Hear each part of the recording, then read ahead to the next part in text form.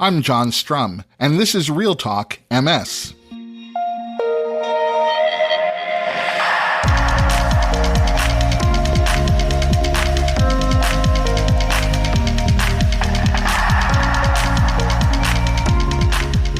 It's December 10th, and we have a lot to talk about. If you're living with MS, then you're probably well acquainted with Uthoff's phenomenon. That's the temporary worsening of your MS symptoms that occurs when you spend too much time in hot weather or a hot bath or any environment that causes your body temperature to increase. But as we make our way through December, we're about as far away from warm weather as you can get. And it's important to remember that winter can also be a challenging time if you're living with MS. Less daylight, frigid temperatures, ice, and snow can all have an impact on MS symptoms. My guest today is Dr. Lisa Doggett, who's back with us to share tips for enjoying the winter season while staying healthy, warm, and safe. Dr. Doggett is a family and lifestyle medicine physician at the MS and Neuroimmunology Center at Dell Medical School at the University of Texas at Austin, and she's the senior medical director for Sagility. Dr. Doggett was diagnosed with MS in 2009, and she's the author of the memoir, Up the Down Escalator: Medicine, Motherhood, and Multiple Sclerosis, which follows her transformation from doctor to patient living with MS. But before we get to my conversation with Dr. Doggett, there are a few other things that you should know about. I want to give you a quick reminder that tomorrow, that's December 11th, the International Progressive MS Alliance is hosting a global webcast entitled What We're Learning from Clinical Trials. Now, this webcast is going to feature a panel of researchers from 3 different research teams that presented results from their clinical trials this past September at ECTRIMS. The panel will discuss these trials, talk about what they learned, and tell us how they'll be taking that information forward into future research. So if you're interested in hearing about what is truly cutting-edge MS research, you'll want to catch this webcast. It takes place tomorrow, December 11th, at 11 a.m. Eastern Time. That's 5 p.m. Central European Time. And you'll find a link to register in today's show notes. The COVID-19 pandemic was a scary time, particularly for many people affected by MS. For some, it meant not being able to access care.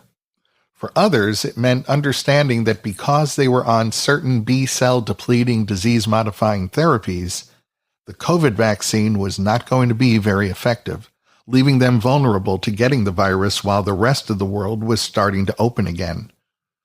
Researchers around the world are still analyzing massive amounts of data from the pandemic because there's still so much to be learned.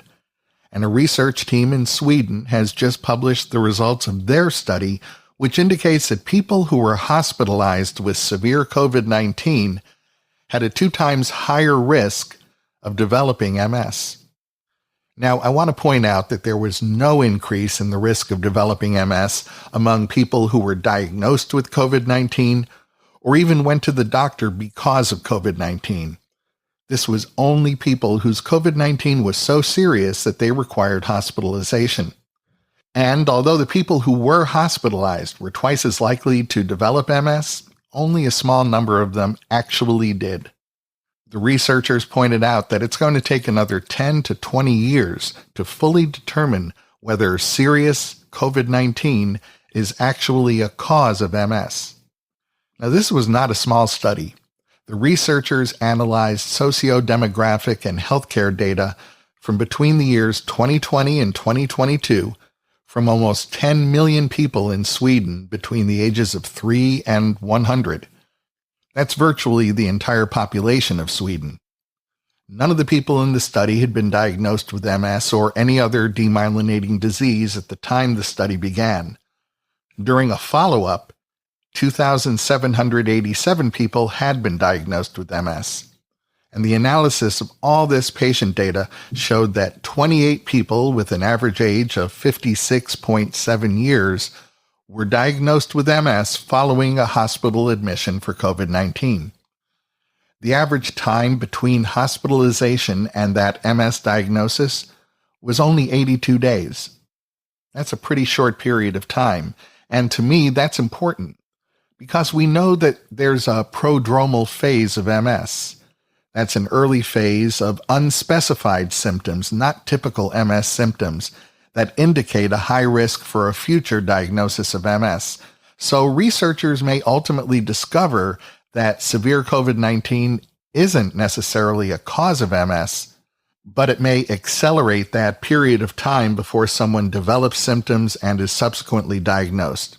And I want to stress that this is only my speculation here, but as the researchers themselves point out, while the results of the research demand further study, it could eventually lead to one or more different conclusions.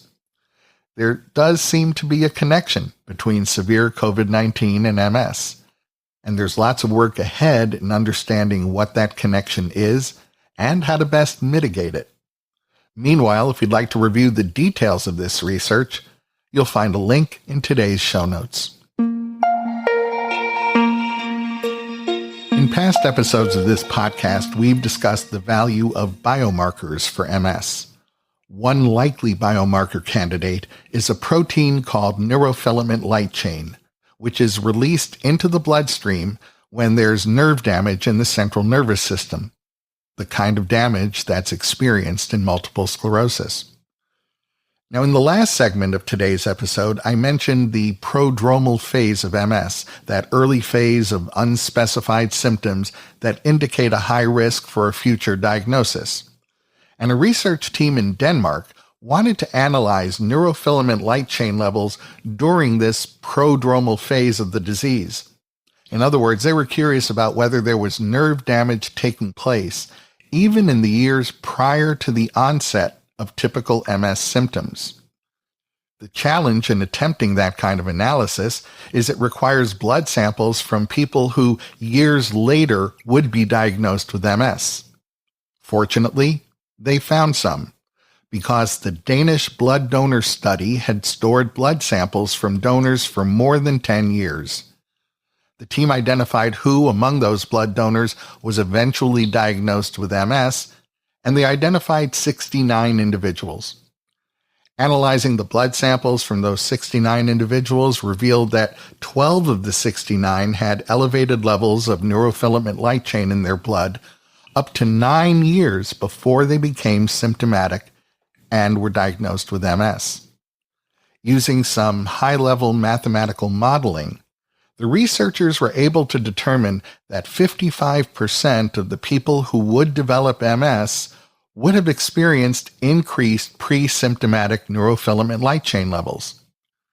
Now, this discovery could be important in helping clinicians who, by using a simple blood test, could identify someone who's likely to develop MS in the future. And starting that person on a high-efficacy disease-modifying therapy could mean that they might never experience any MS symptoms. Now, that may not be a cure, but it would feel like one. So there's more work to be done in following up on this research, but these study results represent an encouraging start. And if you'd like to review the details of the study, you'll find a link in today's show notes. Imagine a tiny implanted device in your arm that would softly glow to warn you that your MS was worsening or a relapse was coming. And if you don't care for that soft light emanating from your arm, what if it texted you on your cell phone while sending an email to your neurologist? This may be science fiction today, but it's headed in the direction of becoming scientific reality in the not-too-distant future. Researchers at the University of Michigan's Biomedical Engineering Department are working on a tiny internal implant designed to catch diseases involving immune system dysfunction, diseases like cancer, sepsis, and MS. And by the way, they've made the most progress in the work involving MS. A few minutes ago, we were talking about biomarkers for MS. These implants are designed to read those biomarkers and then take action. The implants are made of a porous biomaterial, and when one of these tiny devices is implanted, the body recognizes it as a foreign object and so it sends immune cells toward it. These immune cells begin to grow through the holes in this biomaterial. Then blood vessels follow to feed the resulting tissues. These implanted devices become new sites for tracking your MS, and they're doing it from inside your body instead of you having to go to a doctor's office or even a hospital for a series of tests. The team working on these implants is hoping to begin a clinical trial next year to determine their usefulness in detecting the rejection of transplanted organs. And we may soon be hearing about tiny implantable bots that can warn you of MS worsening before you even feel it happening. And that means earlier intervention. And in MS, early intervention is almost always a good thing. We'll keep you posted on this project as it progresses. A research team at the University of Illinois Urbana-Champaign is conducting an online survey. And if you're 55 years old or older and living with MS, you can help. The researchers are conducting the survey to better understand the at-home exercise needs and preferences of older adults with MS. So this is your opportunity to play an important role in shaping effective and accessible exercise programs that are designed to support your health and your well-being. The survey takes about 15 minutes, and you can get it all done without ever leaving the comfort of home. All you need is an internet connection. And considering you're listening to this podcast, I know you have an internet connection. So please take this opportunity to become a participant in MS research and help these researchers help someone just like you. You'll find a link to the survey in today's show notes. And while you can take the survey from the comfort of your own home, it's the time of year when going out of the house means sometimes facing some pretty nasty weather. Snow, icy streets, and freezing temperatures aren't particularly good for anyone, but wintertime can pose specific challenges to people with MS. My guest, Dr. Lisa Doggett, will join us in a moment with tips and strategies for enjoying the winter season while staying safe and warm.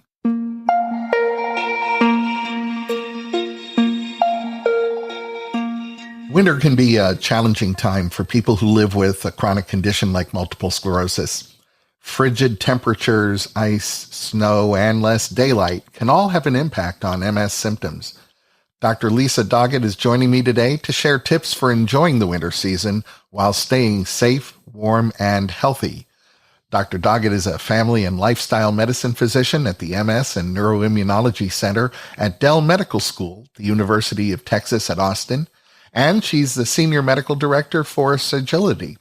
Dr. Doggett was diagnosed with MS in 2009, and she's the author of the memoir Up the Down Escalator, Medicine, Motherhood, and Multiple Sclerosis, which follows her transformation from doctor to MS patient.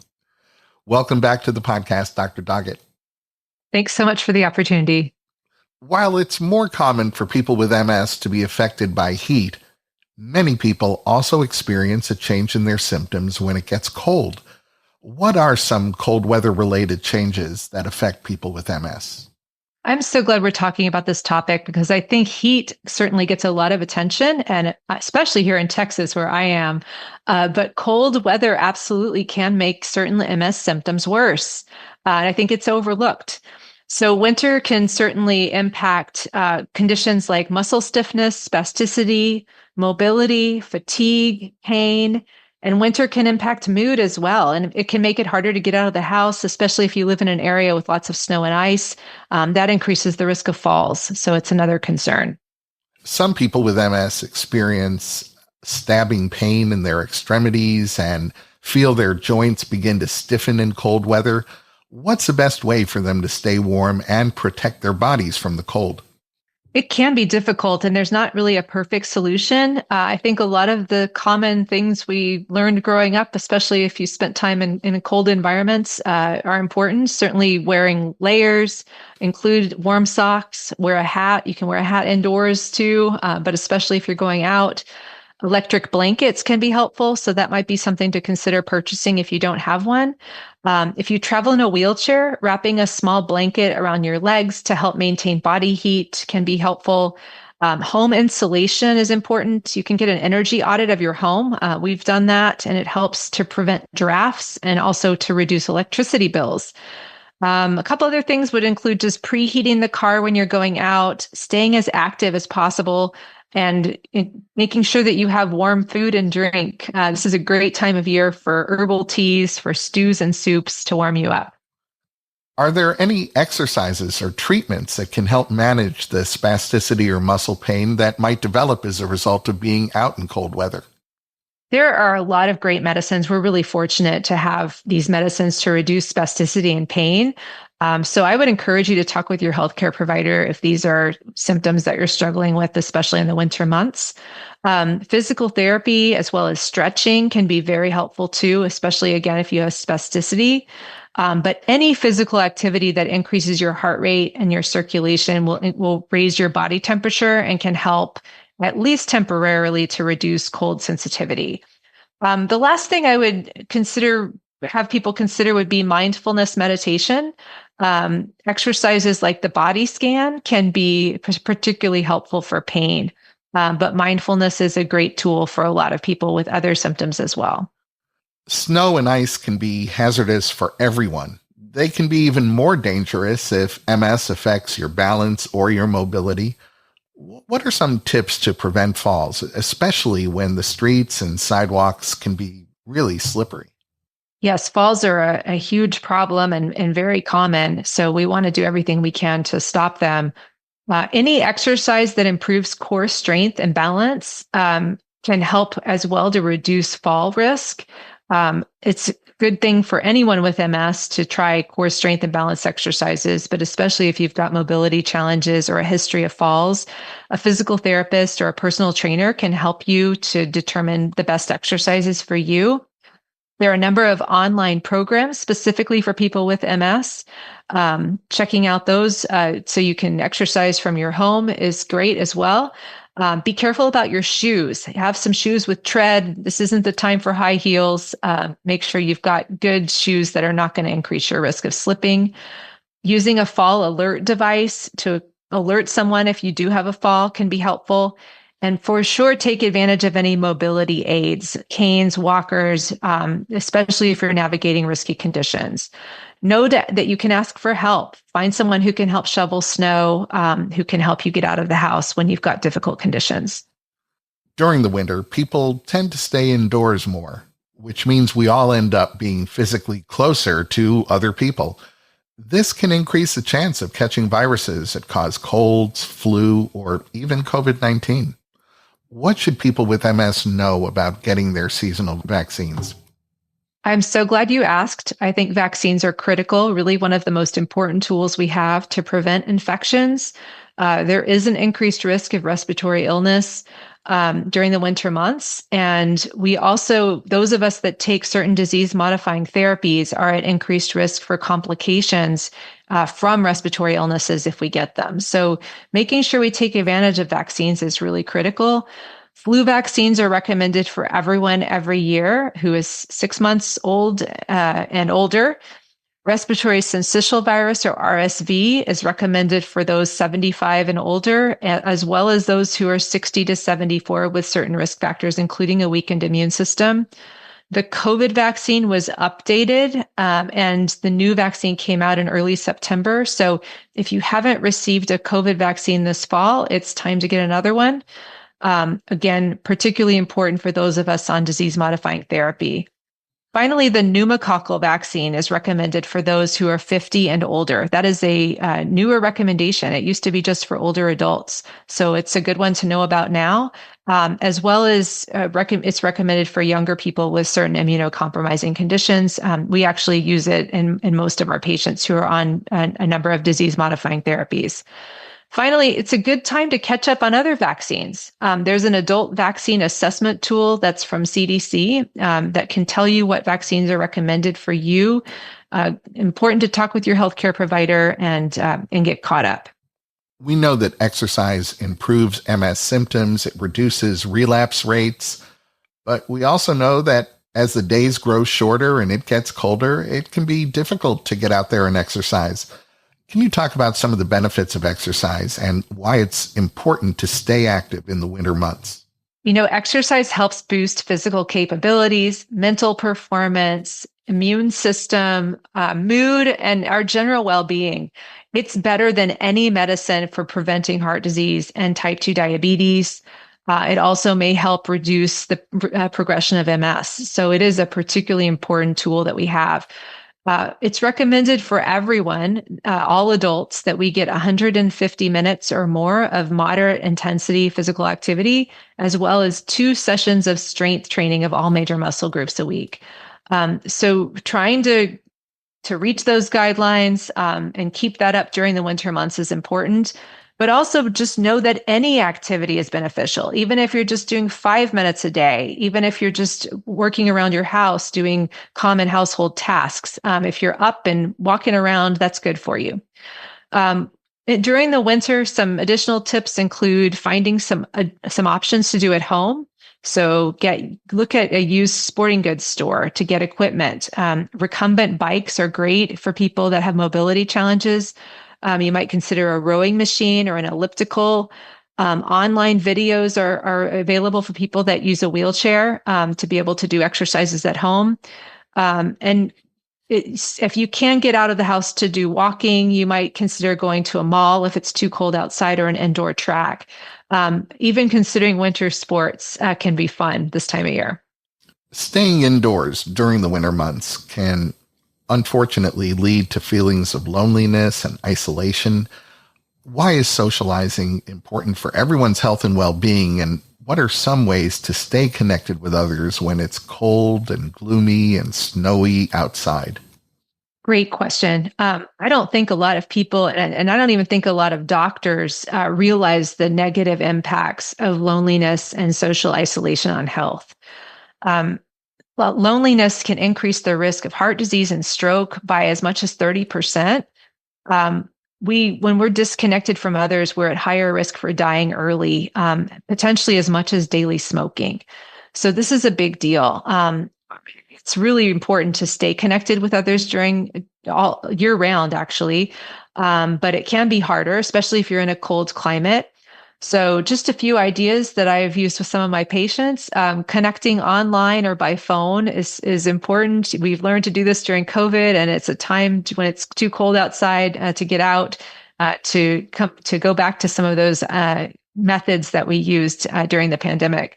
I also think you can even play games sometimes over the phone. We've played Scattergories with my mother-in-law, which has been fun on Zoom. You can also consider joining an MS support group. That's really very beneficial for a lot of people. And the National MS Society has a number of support groups around the country. You can Google or just use your browser to look at NMSS support group, and it should pop up. You can also look into events at community centers near you, or maybe a library. Find some indoor activities like going to the movies or the theater. Go to a museum. There are a number of activities that can be fun indoors during the winter if you're able to get out. Would someone with MS benefit from taking a vitamin D supplement during the winter when there's less sunlight available? So vitamin D is actually recommended for everyone, not just those of us with MS. We don't get a lot in our diet, and so we often do need to take supplements. Vitamin D helps us absorb calcium and phosphate, and it's needed for strong bones and teeth. It's also important for our brain health and our immune system.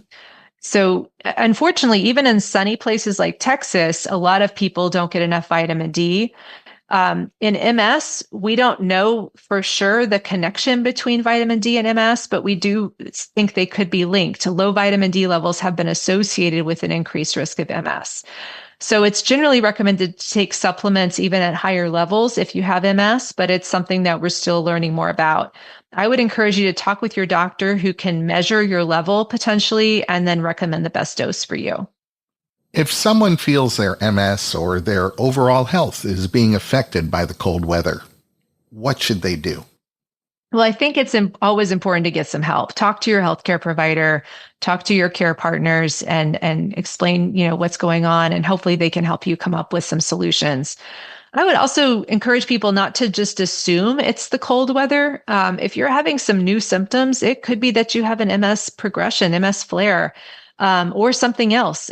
Those of us with MS are at higher risk for getting other chronic conditions. So we need to be aware that it's not always going to be the weather's fault, and it could be something that needs further exploration. Your doctor can help sort this out.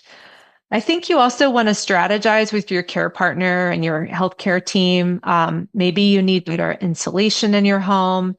Do you need a light box or a special lamp for depression? If you have maybe seasonal affective disorder, it could be helped by a light. That can be very, very useful. Could you even possibly take a vacation in a warmer climate? That can be a nice break at least, but it's not feasible for everyone.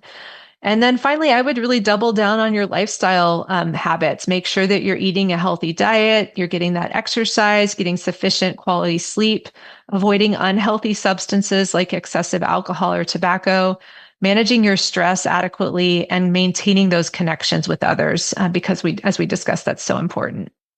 Dr. Lisa Doggett, I want to thank you for all you do to improve the lives of people who are living with MS. And thanks so much for talking with me today. Thank you so much. It's great to be here. That's going to wrap up this episode of Real Talk MS. Real Talk MS is powered by the National MS Society. And you can share this episode of the podcast by letting your friends or family members know that all they have to do is point their web browser at realtalkms.com/380. You'll find that link in today's show notes so you can easily copy and paste it right into an email or a text. And if you have a minute, I hope you'll visit the Apple App Store or the Google Play Store and download the free Real Talk MS app for your iOS or Android smartphone or tablet. It's the best way for us to stay connected. The app will automatically download the latest episode of Real Talk MS.